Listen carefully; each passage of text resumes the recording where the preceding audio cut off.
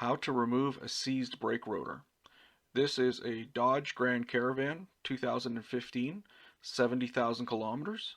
There's really no reason for this rotor to have been seized on. Just goes to show the best laid plans. Okay, before we get started, please take a moment to like and subscribe. It's free and it'll help me out. Okay, let's get started right now. This video is for entertainment only. I am not responsible for anything you do to your vehicle. Do not attempt any repairs unless you're a licensed service technician.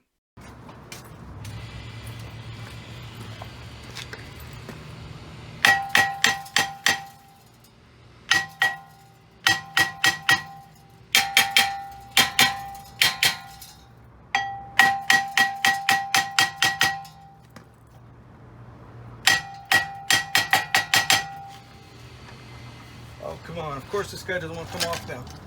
This is the time that I realized that I have a seized rotor.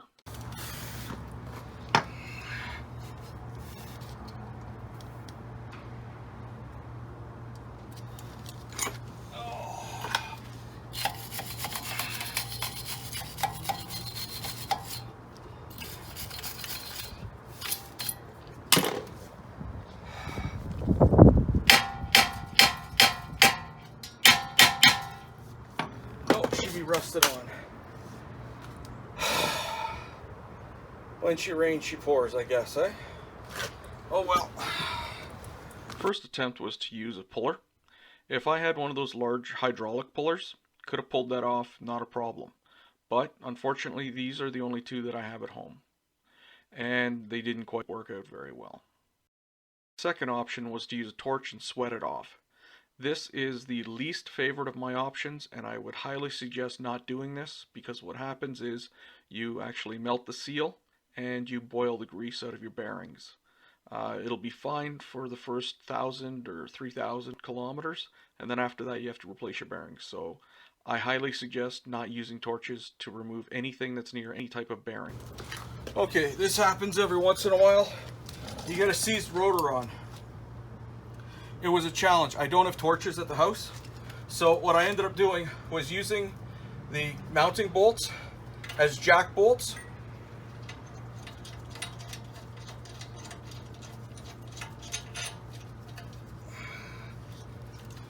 So basically what I did is I turned around, put the bolt in here, screwed this guy in.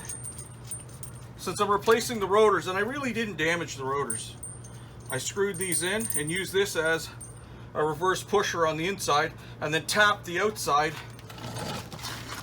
with the 5-pound hammer to get that thing off. It was an ordeal, but I also used WD-40 too. Might have helped, may not have. Not 100% sure.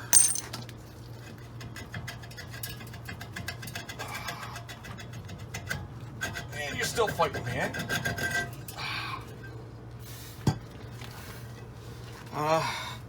Here's a pinch mark, and there's the other pinch mark. There's really no damage to this. The penetrating oil, I don't think it penetrated anything, but it might have. Still glad I used it. These rotors are still in good shape.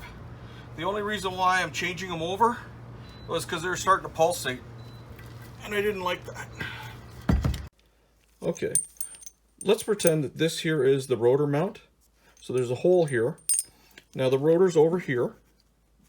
So as I turn the screw here, this distance gets thicker. So this acts as a screw jack to push the rotor off.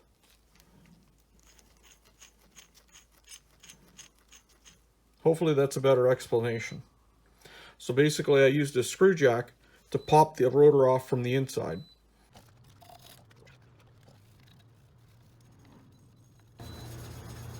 You got to clean these up really well. Get rid of all of the rust that's on there.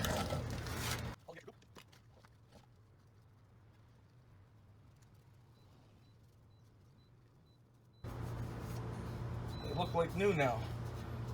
You never thought that. This thing is 70,000 K. I'm going to turn.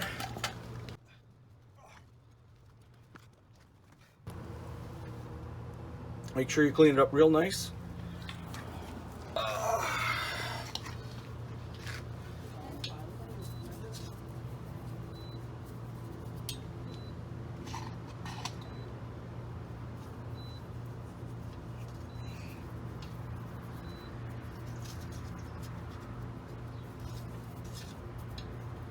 And he sees everything.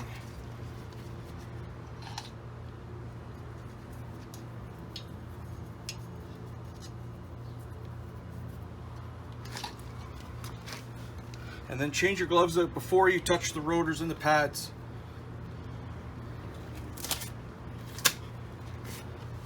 This helps you out if you get into a bind. If you like this video, please like and subscribe. It's free and it'll help me out. All you have to do is click on the icon on my face and I'll do the rest. Thanks for watching the video and have a great night.